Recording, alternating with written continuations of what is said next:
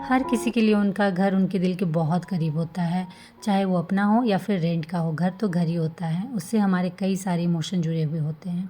तो घर को मेंटेन कैसे रखें और साथ ही साथ घर में सुख शांति कैसे बनी रहे, इन सब के लिए हम भरपूर प्रयास करते हैं, चाहे वो हमारे बस में हो या फिर ना हो।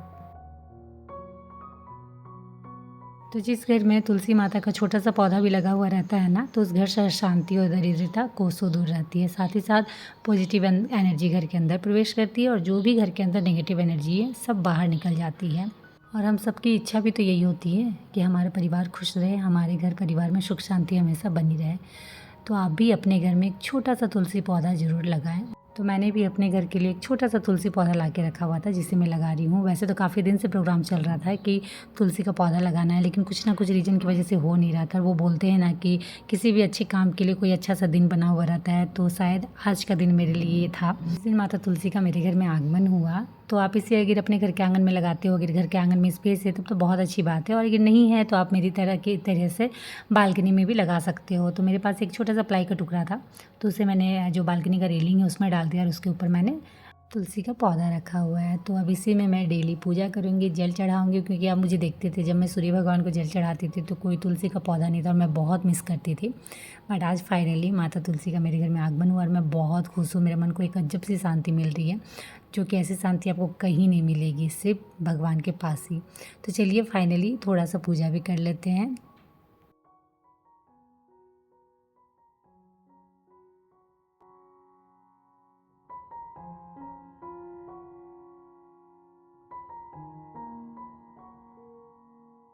तो जी आज जो पहला काम था वो बहुत अच्छे से हो गया, पूजा बहुत अच्छे से हो गई। तो घर की सुख शांति के लिए तो उपाय हमने कर लिया। अब क्या, अब चलते हैं घर के अंदर। घर को कैसे हम अच्छे से ऑर्गेनाइज रख सकते हैं, मेंटेन रख सकते हैं, इसके लिए भी तो कुछ ना कुछ करना ही पड़ेगा। तो चलिए लगते हैं थोड़े बहुत जो घर के काम पेंडिंग पड़े थे वो करने। वैसे मैंने झाड़ू पोछा सुबह ही कर लिया था, बट क्या झाड़ू पोछा करने से हमारा घर साफ़ हो जाता है? आपको क्या लगता है, ऐसा होता है? जी नहीं, ऐसा नहीं होता है। सिर्फ आप झाड़ू पोछा ही कर दो और आप बोलो कि आपका घर साफ़ है, तो जी नहीं, बिल्कुल नहीं है साफ़ आपका घर। क्यों?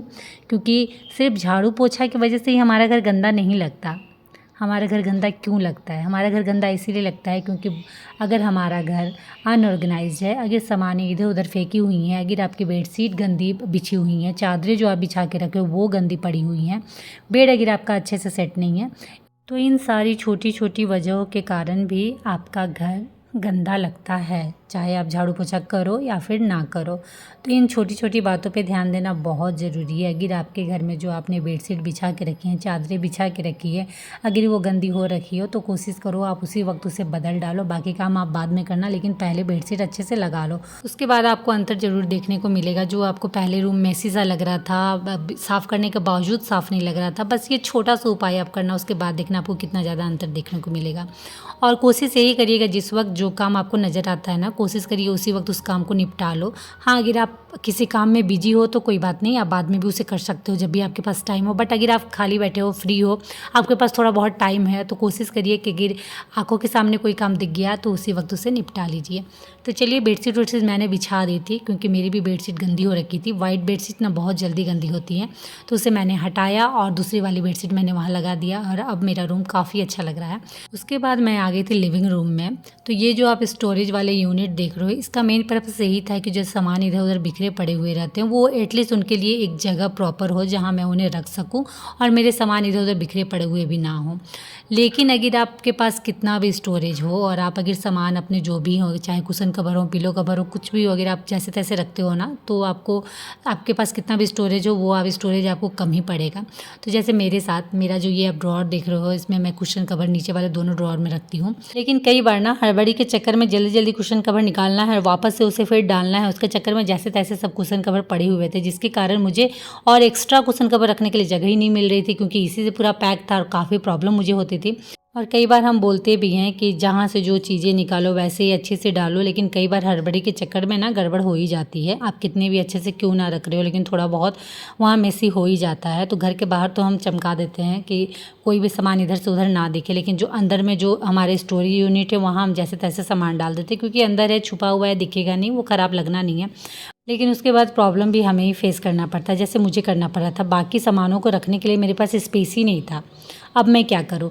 तो इसीलिए आज ये सॉल्यूशन मैंने निकाला है कि नहीं, बीच में एक एक बार, चाहे वो 10 दिन में हो 15 दिन में, एक एक बार मैं ज़रूर इनकी क्लीनिंग अच्छे से करूँगी और इसे अच्छे से सेट करके रखूँगी ताकि मुझे थोड़ा स्पेस मिले और वापस से मैं इसमें और जो भी मेरे थोड़े बहुत सामान है वो मैं रख सकूँ। तो अभी मैं दिखाती हूँ आप लोगों को कि कितने अच्छे से मैंने सेट कर दिया है और अभी मेरे पास बहुत सारा स्पेस है जिसमें मैं और भी अदर कुशन कवर रख सकती हूँ। तो एक ये सेकंड ड्रॉअर, इसमें देखिए ये इधर किनारे में स्पेस है जिसमें रख सकती हूँ मैं अदर और भी कुशन कवर। ये नीचे में तो बिल्कुल ही खाली स्पेस मुझे मिल गया है जिसमें मैं बहुत सारे कुशन कवर डाल सकती हूँ। तो फाइनली स्पेस मुझे मिल गया जिससे मैं अच्छे से यूज कर सकती हूँ। उसके बाद ये जो आप देख रहे हो ये है टेबल कवर। एक्चुअली पहले क्या था, जब टीवी यूनिट हमारे यहाँ नहीं थी तो टेबल होते थे, उसमें हम टीवी रखते थे। तो उस टेबल को ऐसे तो छोड़ा जा नहीं सकता, बहुत गंदा लगता था। तो उसमें जो नेट वाले कवर आते थे ना वो लेके हम लगा देते थे। तो अब तो टीवी यूनिट हो गई है, तो इनका क्या करें, इनका यूज कहाँ करें, क्योंकि अब टेबल में भी अगर आप इस तरीके के टेबल कवर डालोगे ना तो अच्छा नहीं लगता है। उसमें छोटा सा रनर ही आप डाल दो, जो मैट होता है गोल सा राउंड सा वो डाल दो, या फिर लंबा जो होता है रनर वो डाल दो, तो वो बहुत खूबसूरत लगता है। तो इसका यूज मैं इस तरीके से करती हूँ। एक तो मैं कूलर में मैंने डाला उसके ऊपर को ढकने के लिए जिससे वो गंदा ना हो, क्योंकि डस्ट तो सब जगह होते हैं। उसके बाद ये जो सेकंड वाला है कवर, उसे मैं यहाँ बेड साइड टेबल में यूज करूँगी। तो बेड साइड टेबल को भी हमेशा कुछ ना कुछ हमें से ढक के रखना पड़ता है क्योंकि गंदा बहुत होता है। तो पहले मैंने जो ढक के रखा था वो भी एक टेबल रनर था, जो प्लास्टिक के आते हैं वो था, तो वो फट चुका था, तो उसे मैं यहाँ यूज कर रही थी। तो उसे मुझे वॉश करने के लिए धोना, वो भी आप देख सकते थे थोड़ा सा फटा हुआ था, तो उसे किसी तरीके से अंदर की ओर डाल के मैं ऐसे यूज कर रही थी कि बाहर से वो फटा हुआ नज़र ना आए। तो चलिए अभी मुझे उसे वॉश करना था और उसकी जगह मुझे ये लगाना है। तो उससे पहले मैंने बेड साइड टेबल को अच्छे से पोंछा है और चलिए इसे अब लगा के देखते हैं कैसा लग रहा है। तो ये इस तरीके की चीज़ों को ना आप इन सब चीज़ों में यूज कर सकते हो ढकने के लिए, चाहे या फिर आपके माइक्रोवेव हो, चाहे फ्रिज के ऊपर अगर आपको ढकना है, तो इस तरीके के जो नेट के कवर अगर आपके पास अवेलेबल हो ना तो आप इस तरीके से यूज कर सकते हो। और ऐसा नहीं है कि देखने में बहुत ज़्यादा ख़राब लगता हो, जी नहीं, आपके रूम के डेकोर के साथ बिल्कुल मैच कर जाएगा और देखने में भी बहुत प्यारा लगता है। जैसे कि आप यहाँ का लुक सब देख सकते हो, बिल्कुल चेंज हो गया और बहुत अच्छा लग रहा है। और हर बार ज़रूरी नहीं है कि हम अपने घर को डेकोर करने के लिए मार्केट से ही कुछ नई नई चीज़ें उठा के लाएँ, जी नहीं, उतना बजट हमारा होता नहीं है। कोशिश हमें यही करनी चाहिए कि घर में जो चीज़ें हैं उन्हीं से हम थोड़ा बहुत अपने घर को भी डेकोर कर सकते हैं, तब तो बहुत अच्छी बात है। तो इन्हीं छोटे छोटे टिप्स और ट्रिक्स से मैं अपने घर को मेंटेन और ऑर्गेनाइज और साथ ही साथ डेकोर करके भी रखती हूँ, जिससे मेरा घर इतना प्यारा लगता है।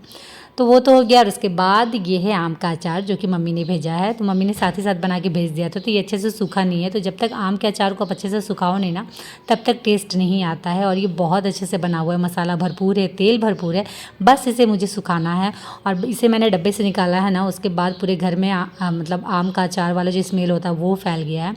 और इसे निकालना इसलिए भी था क्योंकि मम्मी के पास कोई वैसा डब्बा नहीं था, तो मम्मी ने प्लास्टिक के डब्बे में भेज दिया था। तो इसे मुझे ग्लास वाले जार में डालना है, क्योंकि आपको पता है अचार जो होते हैं, वैसे कोई भी सामान प्लास्टिक वाले जार में नहीं रखना चाहिए, प्लास्टिक वाले डब्बे में नहीं रखना चाहिए। उसके लिए स्पेशली ग्लास का जार मुझे लेना है, तो इसलिए अभी मैंने उसे गमले में निकाला। उसके बाद चलते हैं नेक्स्ट टिप्स की ओर, जो मैं भी आज पहली बार ट्राई कर रही हूँ, तो सोचा आप लोगों के साथ शेयर करती हूँ, देखते हैं कैसा बनता है, क्या होता है। तो ये जो आप येलो वाला कुशन कवर देख रहे हो ना, ये छोटे साइज़ का है, आई थिंक 12 बाई 12 ऐसा है कुछ है। तो इस साइज़ का मेरे पास कुशन अवेलेबल नहीं है, और अभी मार्केट से लेने जाऊँगी ना बहुत ज़्यादा दाम लगेगा अच्छा खासा, और मेरे पास उतना है भी नहीं कि अभी मैं जाकर मार्केट से लेके आऊँ। तो इसका कुछ उपाय करते हैं। तो इसके लिए मैंने साथ ही साथ जो आप पीछे मैरून कलर का देख रहे हो, ये 16 बाई 16 का कवर है, क्योंकि अगर मैं इसमें डायरेक्ट रुई डालूंगी तो फिर वो अच्छा नहीं लगेगा। तो चलिए जुगाड़ किया जाए और एक नया कुशन रेडी किया जाए घर में ही। तो इसके लिए जो आप ये 16 बाई 16 का कवर देख रहे हो ना, उसे मुझे पहले जो छोटे वाले कुशन कवर है 12 बाई 12 उसके नाप का सिलाई करना पड़ेगा। तो इसके लिए मुझे मशीन चाहिए, बट मशीन है नहीं, तो कोई बात नहीं, चलो हाथ से ही कर लेते हैं, क्योंकि इतना तो हमने सीखा ही है अपने अपने घरों में कि हाथ से कैसे सीते हैं, और छोटी मोटी सिलाई हम हाथ से करते ही रहते हैं घर में। तो बस उसी का मैं यूज कर रही हूँ, और जो छोटे वाले कुशन कवर है उसे ऊपर में मैंने रख लिया है, और उसी के नाप से जो बड़े वाले 16 बाई 16 का कुशन कवर था उसे मैं सिलाई कर रही हूँ, ताकि वो 12 बाई 12 के कुशन कवर के नाप का हो जाए।